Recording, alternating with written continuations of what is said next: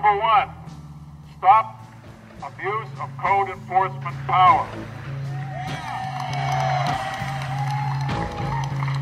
Number two, reopen the sanctuary for independent media.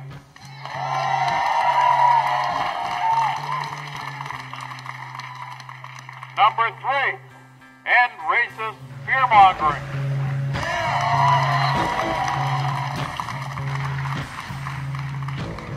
Number four, no censorship of art and dissent.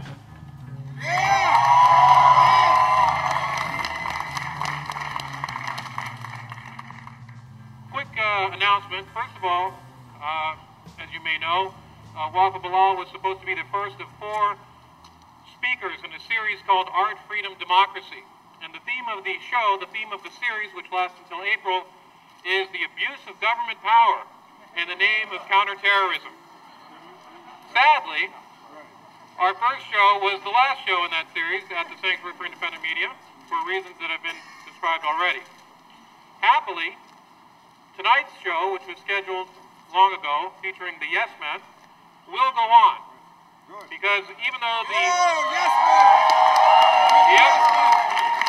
just down the street here at 5th and State Street, you go to State Street and take a left and go down to the church with the red door.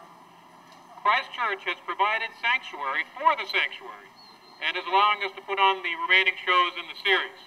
So we're very grateful to them for that. It's at 7 o'clock tonight. The Yes Men, featuring clips from their latest escapades, which you might have seen in the worldwide press. It's an amazing group of culture jammers using art to make a political point. And they at least have not gotten into trouble yet for doing it. And coming up next week on Tuesday, Pam Yates, who has done a film called State of Fear about the country of Peru, which almost destroyed its own democracy in the quest to stamp out terrorism. And finally, on Friday, April 4th, Steve Kurtz, a professor at SUNY Buffalo, an artist who was framed on bioterrorism charges by the Justice Department, charges so flimsy that even the might of the U.S. government couldn't make him stick, and now they're trying to get him on mail fraud charges. He'll be here in person with the film about his case, which, because he's not allowed to speak about it, features actors playing him. A documentary. It's an interesting thing. It's going to be on Friday, April 4th. That'll be also at Christ Church. Many thanks to them for allowing us to do that. And we hope to be back at the Sanctuary for Independent Media itself, away from our Sanctuary in Exile at Christ Church in early April, so we can resume the rest of our series. We have never disputed that a 108-year-old building in one of the most neglected neighborhoods in the capital region needs work. We're working on it.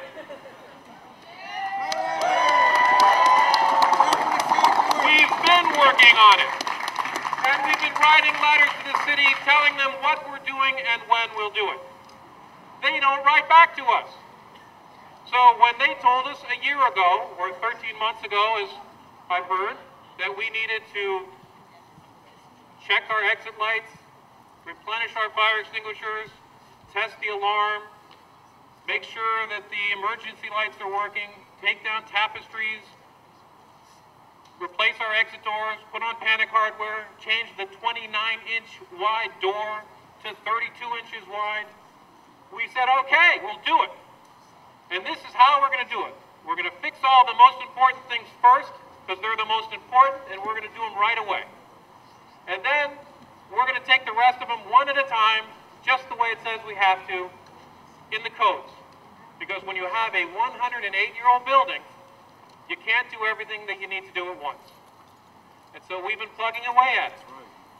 And with respect to the front doors, we said to them in our letter that we wrote in response to them that you haven't heard anything about, and that we haven't heard anything about either, we'll deal with the front doors when we've done the ramp. Because to us, the most important thing is getting the place accessible for everyone who wants to go there, including people in wheelchairs.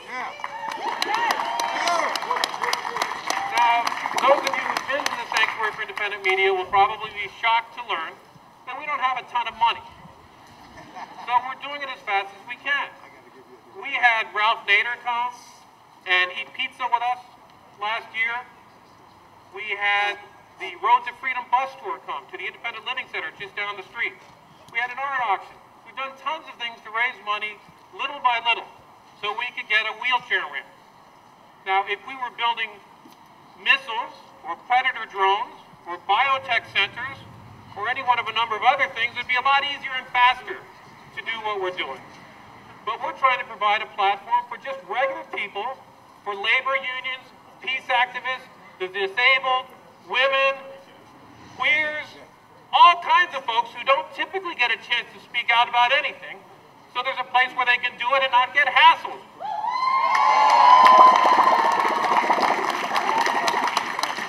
And there's not a lot of money in it.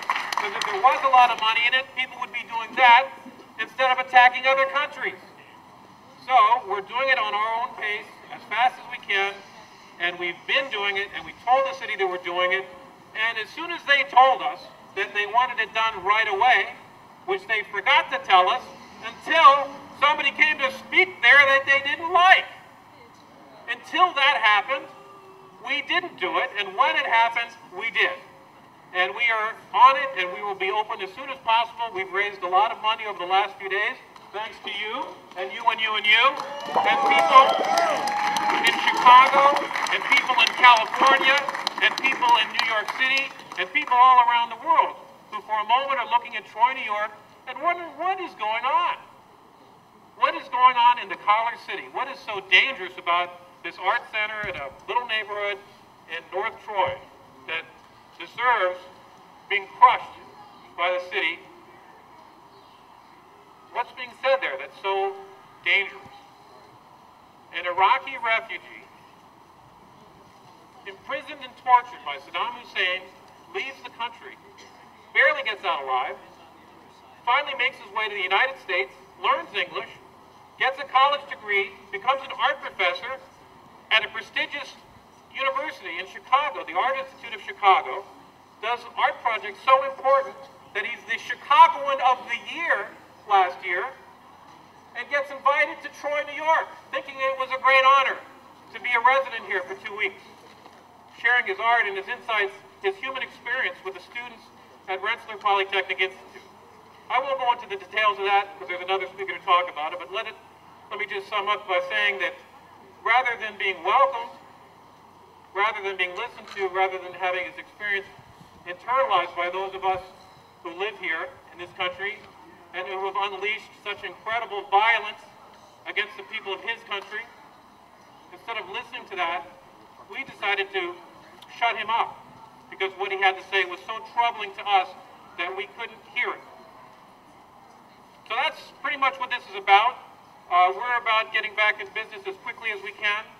We want to see Wafa Bilal come back here one day very soon and speak again about his experience and talk about his latest art project.